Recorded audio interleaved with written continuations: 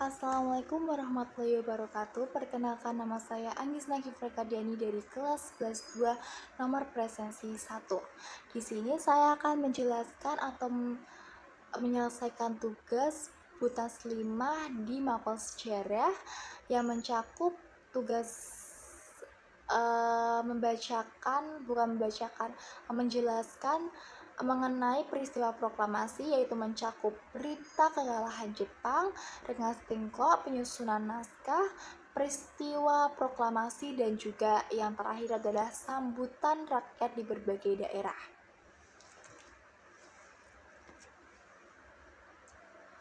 Yang pertama itu adalah kekalahan Jepang yang mengubah segalanya. Semuanya itu bermula ketika kekuatan Jepang mulai goyah di penghujung Perang Dunia Kedua.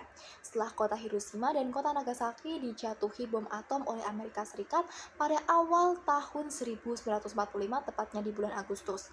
Mereka akhirnya menyerah tanpa syarat kepada sekutu pada tanggal 15 Agustus 1945. Meskipun pihak Jepang sudah menutupi melalui lembaga sensor Gunsei Kanbu atau berusaha merahasiakan berita kekalahan ini di Indonesia melalui kontrol ketat terhadap kantor berita atau Domei, namun para pemuda Indonesia tuh seperti Sultan Syahrir itu malah berhasil mencuri informasi melalui siaran radio luar negeri seperti BBC atau disebut dengan BBC. Penyerahan Jepang ini dikenal sebagai momen di mana Kaisar Hiroto membacakan Gyokun Hoso atau siaran suara kaisar yang menandakan berakhirnya perang. Berita inilah menjadi titik balik krusial bagi Indonesia yang berada dalam kondisi vacuum of power atau kekosongan kekuasaan, di mana Jepang sudah kalah secara de facto, namun sekutu belum tiba untuk mengambil alih otoritasnya. Yang kedua adalah peristiwa Rengas Dengklok, yang dimana peristiwa Rengas Dengklok ini ada perdebatan antar generasi muda dan generasi tua. Kita masuk pada materinya, yaitu setelah mendengar kabar kekalahan Jepang, golongan pemuda segera mendesak Soekarno dan Hatta untuk memproklamasikan kemerdekaan pada saat itu juga.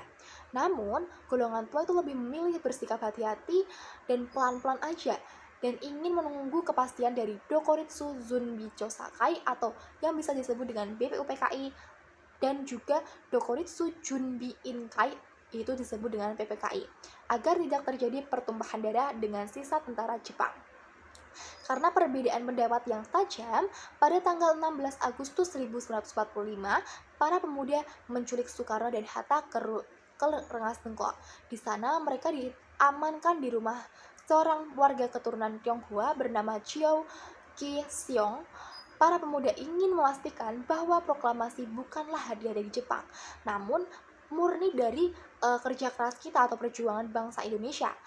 Nah, dalam peristiwa ini tokoh seperti tokoh pihak Jepang atau salah satu pihak Jepang juga sempat terlibat dalam komunikasi untuk menjamin keamanan para tokoh nasional dari tindakan militer Kampetai atau polisi militer Jepang yang terkenal sangat kejam. Yang ketiga itu adalah penyusunan naskah proklamasi. Nah, penyusunan naskah proklamasi ini terletak atau terjadi di rumah Laksamana Meida.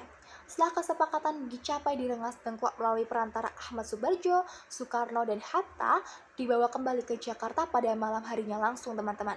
Mereka menuju rumah Laksamana Tadashi Meida, yaitu seorang perwira tinggi Angkatan Laut Jepang yang atau disebut dengan Kaigun yang bersimpati pada perjuangan Indonesia. Nah, di rumah Laksamana Meida tersebut mereka merasa lebih aman dari gangguan angkatan darat Jepang seperti Rikugun yang cenderung lebih kaku. Di ruang makan rumah Laksamana Meida, naskah proklamasi disusun secara singkat namun padat, seperti Soekarno menulis konsep di secari kertas, ada Ahmad Subarjo dan juga Hatta itu memberikan ide kalimatnya. Setelah selesai, naskah tersebut diketik oleh Sayuti Melik yang dimana itu adalah ada beberapa perubahan seperti tempoh menjadi tempo. Naskah yang tadinya direncanakan ditandatangani oleh semua kalangan yang hadir, akhirnya diputuskan hanya ditandatangani oleh Soekarno dan Hatta atas nama bangsa Indonesia. Hal ini itu untuk menghindari kesan bahwa ini adalah buatan organisasi bentukan Jepang, seperti tidak ada yang plagiat seperti itu, teman-teman. Yang selanjutnya itu adalah peristiwa proklamasi. Peristiwa proklamasi inilah terjadi pada tanggal 17 Agustus 1945, yang dimana puncak dari segala perjuangan terjadi pada hari Jumat 17 Agustus 1945 pada pukul 10 pagi di halaman rumah Soekarno, Jalan Pegangsaan Timur nomor 56, Jakarta. Dalam suasana yang khidmat namun sederhana, Soekarno membacakan teks proklamasi yang menandai lahirnya negara baru. Setelah pembacaan teks proklamasi tersebut, bendera merah putih yang dijahit tangan oleh Bu Fatmawati dikibarkan oleh Latif Hendradiningrat, seorang komandan kompi Peta atau Kyodo Boikyukun dan Suhut dengan diiringi lagu Indonesia Raya.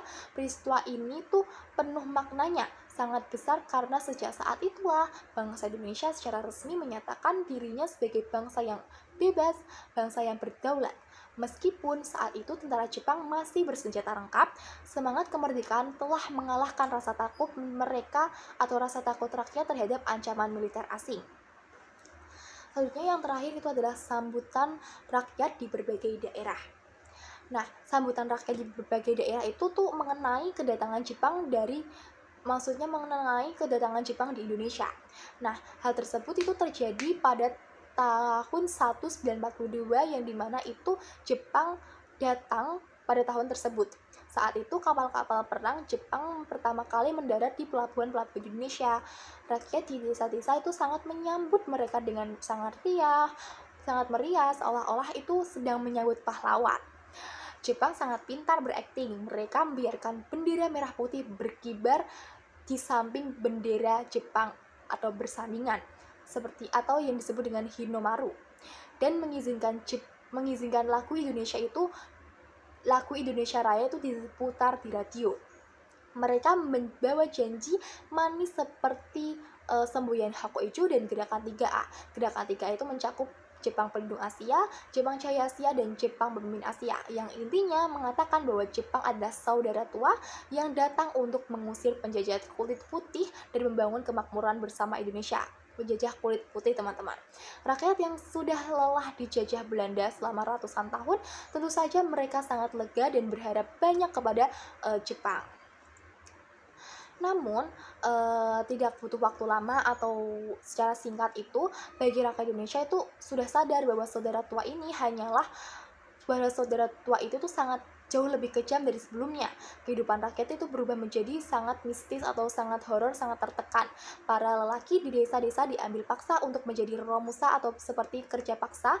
Mereka dikirim ke hutan-hutan atau ke luar negeri untuk membangun pangkalan militer dan jalan kereta api tanpa diberi makanan yang layak, apalagi dengan diberi upah. Hingga banyak yang pulang tinggal tulang atau bahkan tidak pulang sama sekali, teman-teman. Selain laki-laki, juga ada nasib para perempuan yang diculik dialihkan di sekolah. Padahal itu dijadikan Jugun Yanfu atau pemuas nafsu tentara Jepang di barak-barak militer. Rakyat sangat dipaksa menyerahkan hasil panen. Rakyat juga dipaksa menyerahkan hasil panen padi mereka sampai mereka sendiri tidak tahu akan makan apa setelah itu. Karena hasil panennya tuh diberikan langsung ke Jepang. Penderitaan yang luar biasa inilah yang sangat membuat rakyat di berbagai daerah merasa sudah cukup, meskipun Jepang membentuk organisasi seperti Sainendan atau Barisan Pemuda dan Keibudan sebagai pembantu polisi. Dan untuk membantu mereka perang, para pemuda Indonesia justru memanfaatkan latihan fisik dan disiplin militer untuk mempersiapkan diri melawan balik.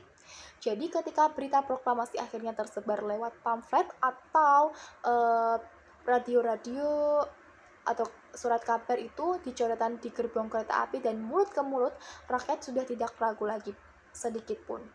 Mereka yang tadinya trauma dan takut pada kekejaman tentara Jepang, tiba-tiba punya keberanian raksasa atau keberanian kuat. Mereka serentak mendukung Bung Karno yang dimana karena mereka tahu merdeka adalah satu-satunya agar penerusnya itu tidak lagi mengalami nasib tragis seperti zaman pendudukan Jepang. Seperti itulah materi yang saya dapat sampaikan pada tugas sejarah Butas 5 ini. Kurang lebihnya mohon maaf. Wassalamualaikum warahmatullahi wabarakatuh.